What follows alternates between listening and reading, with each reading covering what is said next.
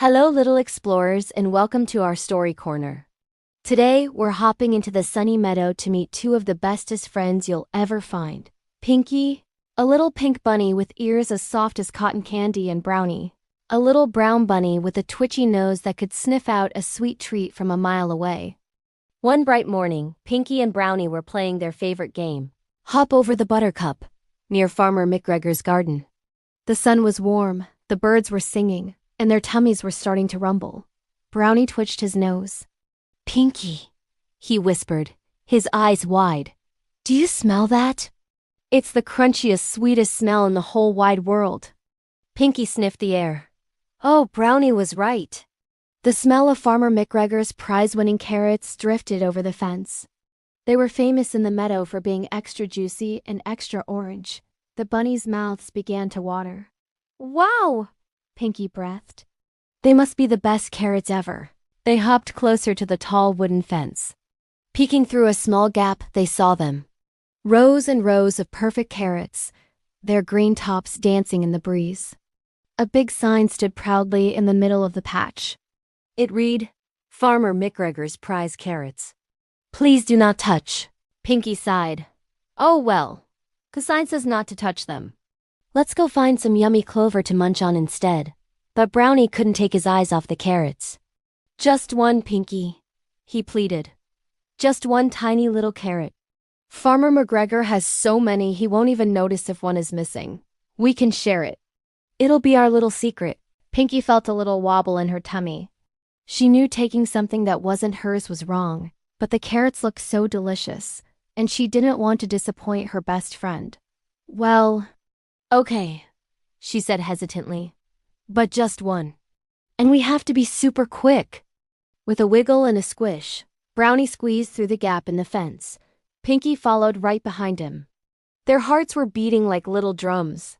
Thump, thump, thump. They scurried over to the nearest carrot, a big, beautiful one that looked absolutely perfect. Together, they pulled and tugged. With a final heave-ho, the carrot popped right out of the ground. It was even bigger and more wonderful than they had imagined. They quickly squeezed back through the fence, clutching their prize. They ran deep into the woods, far away from the garden, to a secret spot behind a big oak tree. "We did it!" Brownie cheered, holding up the carrot. He took a huge, crunchy bite. "Pinky, you have to try this. It's amazing." Pinky took a small bite. The carrot was sweet and crunchy, just as they'd dreamed. But it didn't taste as good as she thought it would. The wobbly feeling in her tummy was still there, and it felt heavier now. Every time a twig snapped or the wind rustled the leaves, she jumped, thinking Farmer McGregor had found them. The next day, Pinky and Brownie met to play, but Pinky couldn't stop thinking about the carrot. She didn't feel like playing Hop Over the Buttercup. Brownie noticed his friend was quiet. "What's wrong, Pinky? Are you still thinking about that yummy carrot?" Pinky looked at her paws. "I am," she said softly. "But not because it was yummy. I feel bad, Brownie. We took something that wasn't ours. My tummy feels all knotted up inside, and I'm scared someone will find out. It doesn't feel good to have a secret like this." Brownie stopped hopping.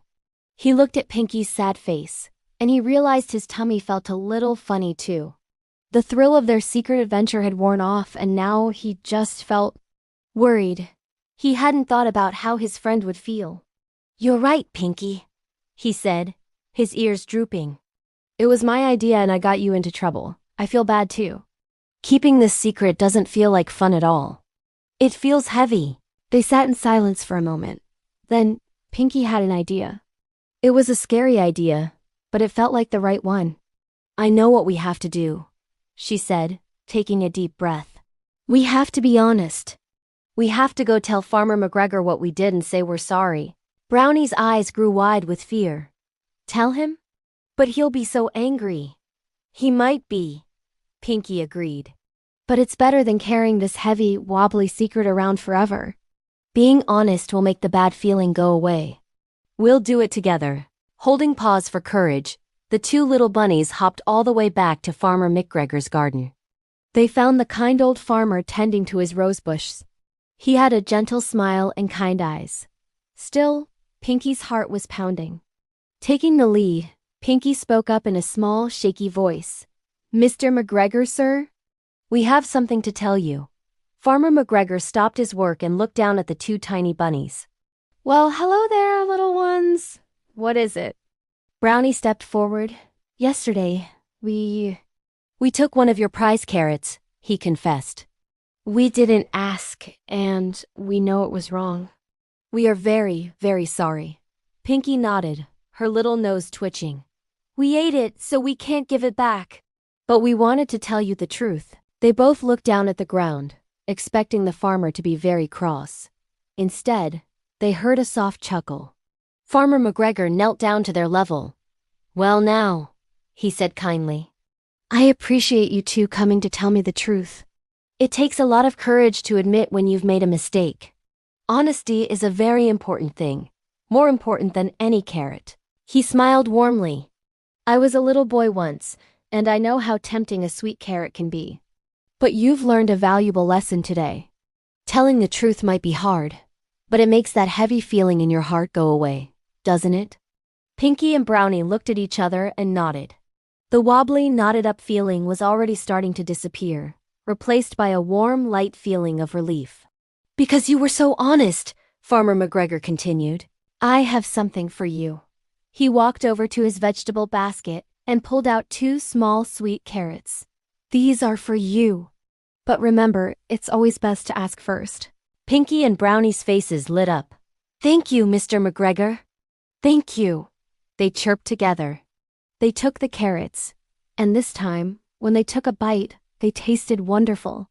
They were sweet, crunchy, and filled with the happy feeling of doing the right thing. From that day on, Pinky and Brownie never took anything without asking again. They learned that the truth, even when it's hard to tell, always feels much better than keeping a secret. And being honest made their friendship even stronger. So, the lesson of our story is that honesty is always the best choice. It can be scary to admit a mistake, but telling the truth makes you feel brave and light inside, and it's the most important ingredient for being a good friend and a good bunny. Thank you for joining us for our story today. I hope you had a wonderful time with Pinky and Brownie. If you enjoyed it, don't forget to like this video and subscribe to our channel for more fun adventures. We'll see you next time. Bye-bye.